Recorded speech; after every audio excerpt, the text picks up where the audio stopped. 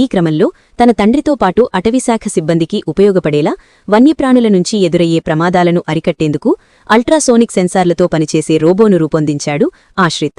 జంతువుల నుంచి వచ్చే శబ్దాలను సెన్సార్ల ఆధారంగా గ్రహించి వాటి కదలికలను ఇది గుర్తిస్తుంది. చనిపోయిన జంతువుల కళేబరాలను సైతం గుర్తించి సమాచారం తెలియజేస్తుంది.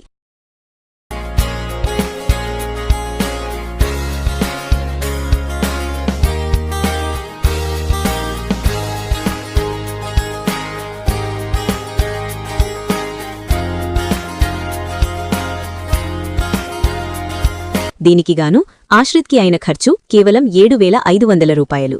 తన తండ్రికి ఉపయోగపడేలా రూపొందించిన ఈ పరికరంతో పాటు భవిష్యత్తులో ఏఐ టెక్నాలజీని వినియోగించి రోబోను మరింత మెరుగ్గా తీర్చిదిద్దుతానని విద్యార్థి ఆశ్రిత్ అంటున్నాడు.